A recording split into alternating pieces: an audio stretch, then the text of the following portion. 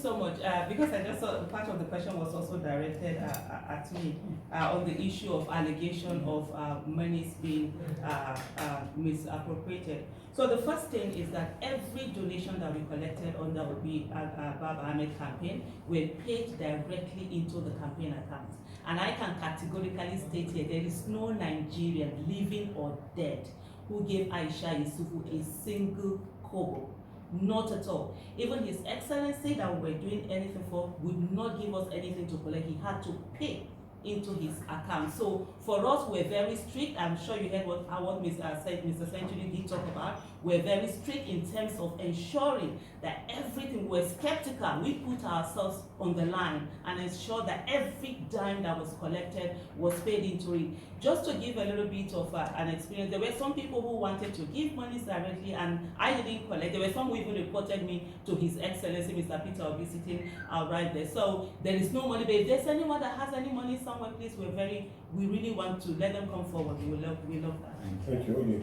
Okay. Sir, sir, I need to add, because the splinter group of the Labour Party have accused you, which you have answered a part of that question, that you're going to appoint a reputable firm to investigate the party fund. Now, I want to add, why do you have to wait up to this time to account for the fund that were used during campaign? As at the time you came into the party, it's just like a wind, and the party never expected that such kind of supporters is going to come to Labour Party, and that's what was done. And then there has to be crisis that a lot of members of the executive, they fall out of that camp. And today we have another one accusing.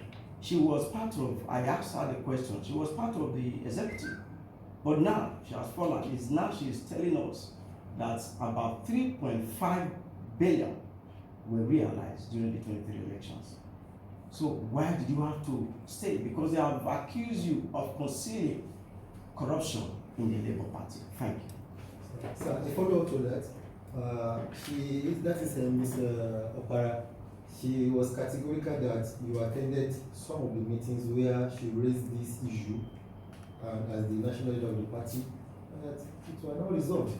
And when the Labour Party officials were asked, they said they were not going to talk about it because it involved you. So from what she said, they were not going to talk about it because it involved me. Yes. Okay. So that's the true side of it. Thank you very much. Let me start by what you say. Why do I have to wait till now? You're talking about the Labour Party issue. Yes. I want us to again understand we have two distinct positions. You're talking about Labour Party, am I right? Labour Party account. I don't think I would say, am I right? Treasurer. Yes. Yeah, that's the Labour Party. I don't think I waited too long. The election was conducted when? February last year. Thereafter, I went into litigation, which ended up when? In November. So, I couldn't have been going to court and be talking about Labour Party accounts. And after ending that, we're in December, which is when we started even recovering from all the activities of being in campaign from 2022, ending in end of 2023. And we're just in first quarter of 2024. I don't think this has happened before. With any party in Nigeria counting this quick? Tell me one. In Nigeria, we're used to blaming those who want to do the right thing and leaving those who have been doing the wrong thing over the years. We're now accounting immediately within the first quarter of 2024. I remember when the case ended last year, I said, in 2024, we'll spend it going around to talk and everything. And we just started the process. I could have been calling auditors last year. We're now going to call them and everything. And again, like I said, this is not, I'm not involved in the party accounting. I'm not part of the party management. If you know how party function, the party is being run by the elected executives of the party for national working committee to that, which I'm not signatory. Even the account campaign and anything, I'm not signatory to any. I'm not signatory to any group account. Everything is being managed. The ones people gave me, I paid it into one account or the other, which was probably managed. Because I know there will be a day like this. And I assure you, you will account for everything. That's why we are calling on every member of the public, local, international, and everything, who have a lead to where he thinks these billions and millions we are paid into or given to somebody cash. And I must say, thank you to Aisha, because what she said here is, you know, I've had people who have come to me and said, oh, we went to Aisha to give her this money. Say she doesn't want to take one. I will always say to them, well, listen, pay for this for us. Pay for people actually supported us more in kind than in cash. Because we had people who paid for our logistics, transport, flights, this, that, paid. Which we're very grateful. And we're going to go to them to say thank you. But it's important. For the labor one, I've told you how we're going to solve it. We're not going to solve it by saying, she said, he said. We now have an independent person who will tell us which way forward. Thank you very much. The second part of it, no. The second part of it, that you are involved in some meetings, not NW. Oh, well, listen, of course, this year, I've had meetings. I've been in the meeting where she said so, and I've directed them, I appealed to them to go and resolve it. You know, I guess I did. I directed them and said, please go and resolve this. You know, but today it's a public domain, and the public, we owe the public as a transparent listen. I don't stay around where issue of funds either mismanaged or embezzled is being discussed. I was governor for 8 years, and I said it when I left that office. I still say it every day. I have opportunity. I left $150 million and something billion naira, which I was not under. There's nobody holding gun for me to do that, and that the same thing is what we're doing here. Yeah, I just want some clarification on this diaspora funding or donations. If I heard His Excellency correctly, you did say that some of the donations were part of the 800 million that you sent. Yes. To Aisha. That's one. And then two, you also talked about the fact that what was received was not up to 1% of the 150 million dollars. Remember, it is not up to 150 million. Remember, 1%. Remember, I want you to put it yeah, there. yeah, it's a percentage. I want to know. And that's specific figures. It's not up to 1%. You know. If there are figures, No, when figures are that you can have people who may be a group of this, they can tell you this group send in maybe $50,000. You know, so it's not but the most important thing is for you to understand that the magnitude of the claim, I said it's not up to 1%, probably under $1 million. If at all.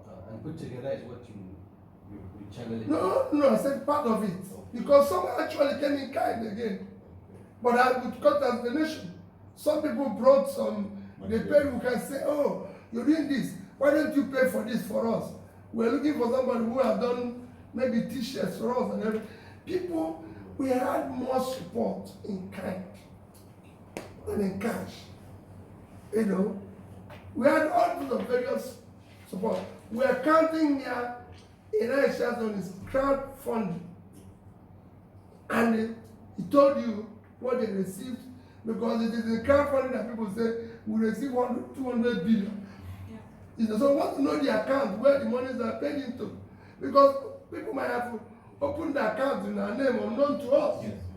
So we're now giving you, so those who paid the billions can say, this money is in this account bank, and we'll go there and locate it.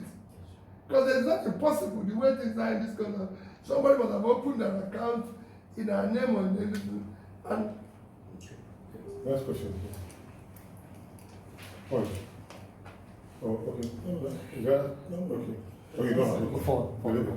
Okay, thank you, sir. Well, this is, like you said, perhaps the first time that this is happening for a major political party. Are you also going to ask the other two persons who contested with you, the two major candidates, to also do the same thing? please, we are strictly doing our own business.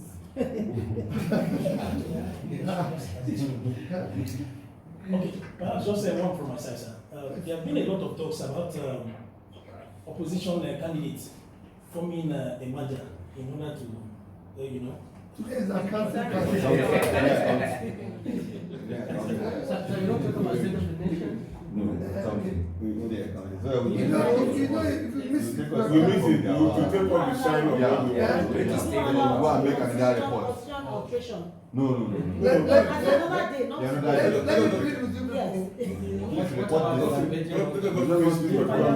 Parliamentary system. Please, we want you to report this. It's not always easy to get to. I will avail myself, people are my friends.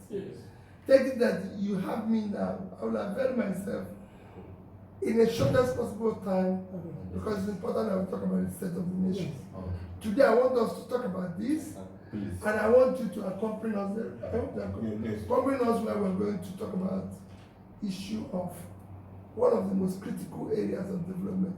You know, this week is from Sunday actually today is like week of the sick. Talking about health.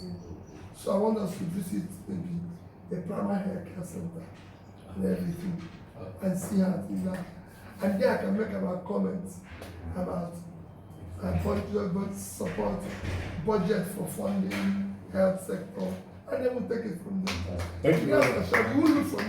Thank you, sir. You should help us to report this. No, hey, what we get, let's do this well. You know, for accountability, It's live on channels, so it's live already. It was live on channels. This is No. live. Yes, Yes, yes. Chairman, I didn't say so. that was about another. No, I actually told you that before. Sorry, sir. I thought she told you. No, but It's live, sir. It's fine. It's live. Everything you said, we took it like. It's live. I mean, It's fine. I even no, know. don't sit down, don't fail me. It's perfect. It's even okay. It actually shows your transparency. So